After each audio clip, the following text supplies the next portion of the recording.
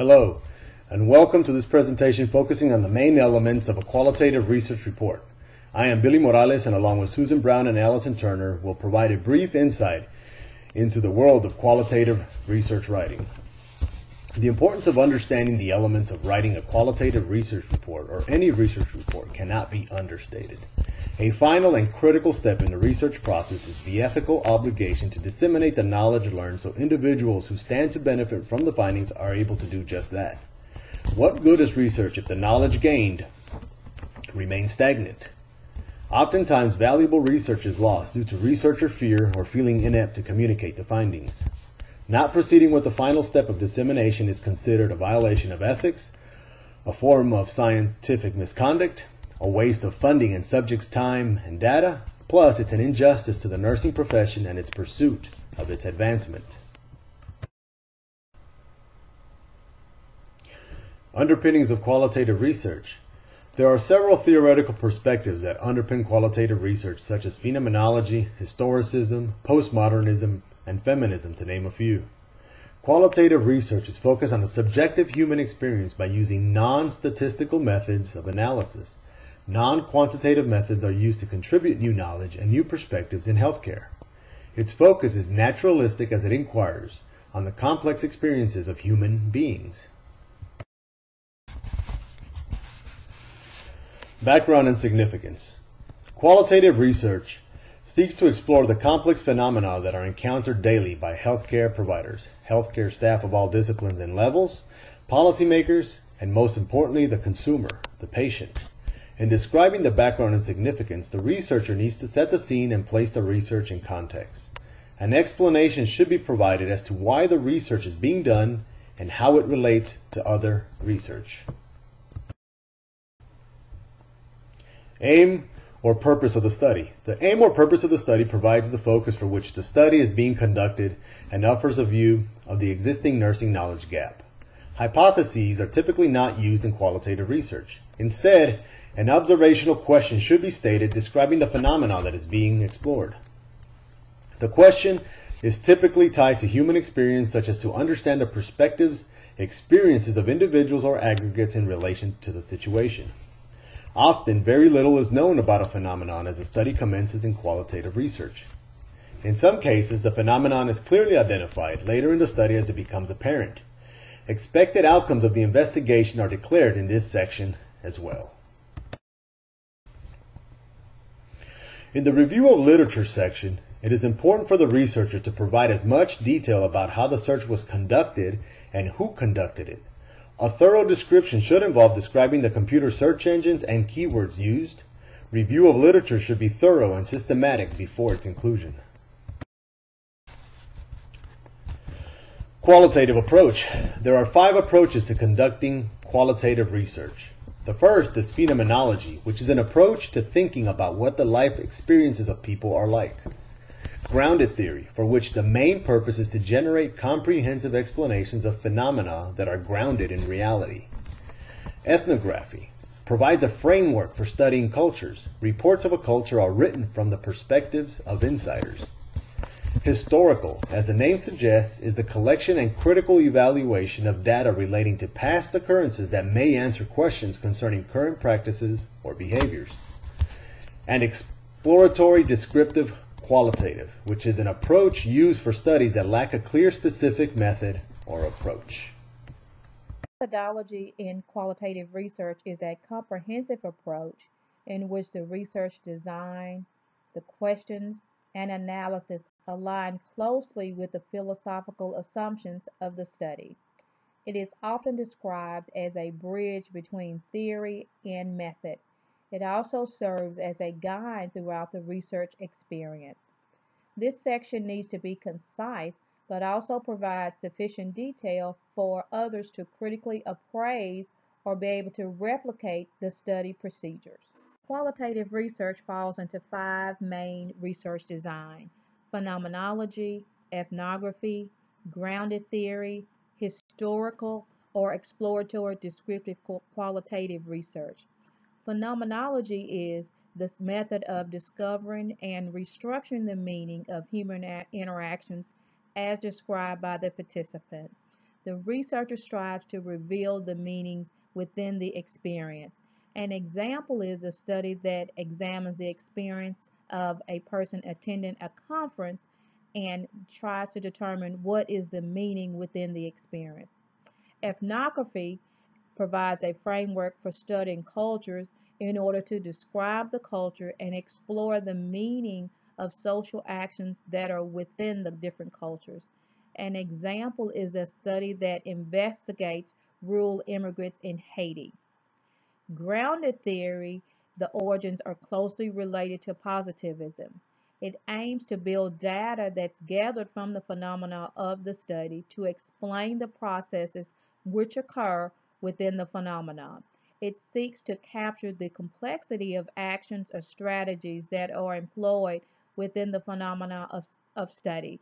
An example is an investigation into the quality of life of mothers and fathers of children diagnosed with cerebral palsy, and this study attempts to determine if caring for children with cerebral palsy changes from child years to teenage years. Historical methods examine events of the past. It attempts to gather, assemble, classify, and evaluate data in an attempt to study past experiences and to direct present and future experiences. For an example, a study that focused on surgical nurses in preventing sepsis in wounds. It went back to study what processes that were utilized in order to decrease infection, in order to direct present and future experiences in decreasing wound care, sepsis. Exploratory descriptive qualitative research is a research without a specific approach like phenomenology or grounded theory, and these studies are conducted to address an issue or problem in need of a particular solution. For example, it was recognized that nurses used multiple approaches to prevent and relieve oral discomfort in patients receiving palliative care, and researchers interviewed these patients who received this oral care to gain from their perspective what was most effective to establish a standard of care. Sample size in qualitative research depends on what the researcher desires to learn. Other things that are taken into consideration are: what is the purpose of the study? What are the choices of data that are available? How trustworthy the data is? What is the amount of money that is available to the researcher? And what time constraints are in place? All of these things must be taken into consideration in determining the sample size that is utilized. The sample size in qualitative research is made up of much smaller number of participants compared to quantitative research. The quantity of data that is required for understanding the subject or the phenomena determines the number of participants that are needed. The strength of qualitative research is based on the ability of the researcher to gather data, to analyze this data, and disseminate the data in an effective manner. This is much more important than quantity. This section should describe what sampling method is employed by the researcher in obtaining participants for the study. The criteria for selecting the sample are very important and should be annotated in the sample section. Subject recruitment should be included. This should also include refusal or acceptance rates of the subjects that are involved in the research study. The number of subjects involved should be noted. The attrition or retention rates should also be included. This should allow other researchers to be able to generalize these findings to a larger population. Also, the methods that are utilized for assigning subjects to different groups, they should also be included in this section. The sample characteristics should be included in a narrative or table form in order for others to understand the demographics of the participants that are involved in the study. There are many different methods of sampling. The most common type of sampling is purposive sampling. This is where the researcher purposely chooses individuals to participate in a study. They choose these individuals or subjects based on preset criteria in order to further benefit the study. For an example, a researcher may be searching for women with HIV in any town, USA. They pre-select the criteria for the subjects to be included in the study. Another sampling method is convenience sampling. This is where a researcher advertises a research study that is being performed in order to gain individuals who are interested. The third type of sampling method is snowballing. This is where a referral process where a participant who is already enrolled in a study refers other individuals to participate in the study. This is extremely beneficial method to researchers because it allows them to gain access to hidden populations that they may not have otherwise had access to. Data collection process should actually detail who collects the data. It should specify the experience of the data collector and any special training that was provided. If two data collectors are utilized, then precautions should be taken to ensure inter-rater reliability, and that should be annotated in the data collection section. It should also outline the procedure that is utilized for collection of the data. The three most common qualitative methods for obtaining data are participant observation, in-depth interviews, and focus group. Each method is particularly suited for obtaining a specific type of data. Participant observation is appropriate for collecting data on naturally occurring behaviors in their usual context. In-depth interviews are utilized for collecting data on individuals' personal history, their different perspectives, and experiences, especially when sensitive topics are being explored. The final method is focus groups. They are effective in eliciting data on the cultural norms of a group and in generating broad overviews of issues of concern to the cultural groups or the subgroups that are represented. Qualitative data analysis begins immediately as soon as you begin collecting the first piece of information.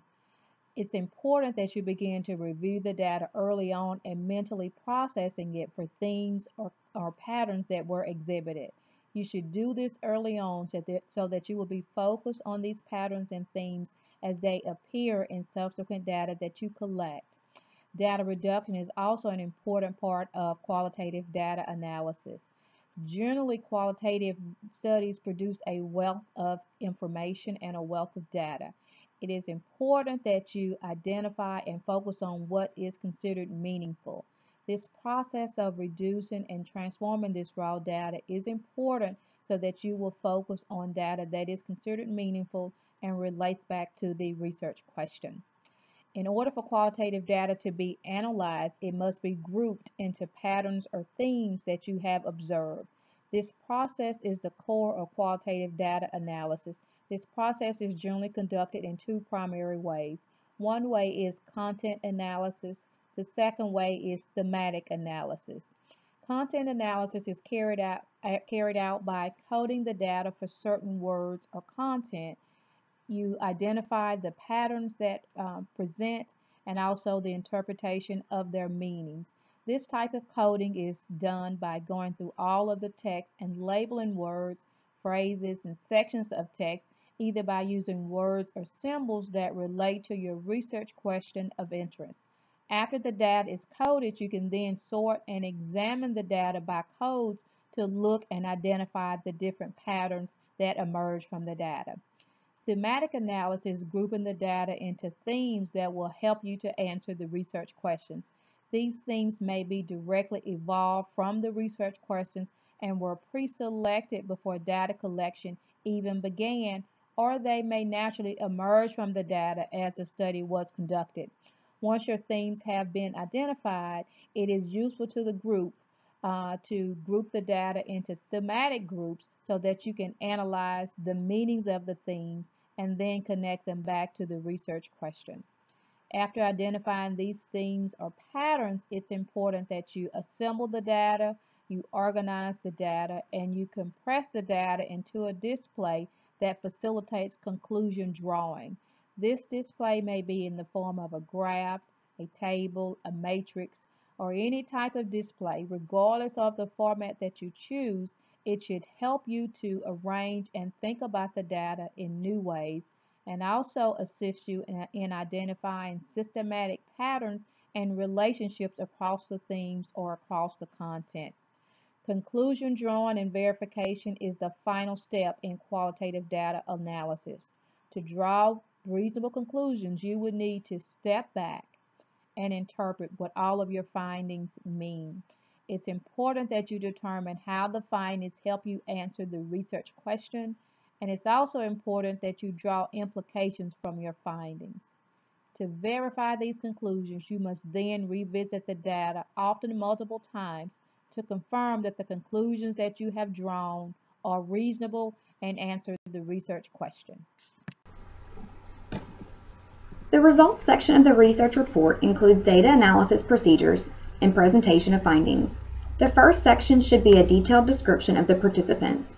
Data can be in the form of notes, tapes, and other materials from observations and interviews organized by meaningful categories or common themes by the researcher.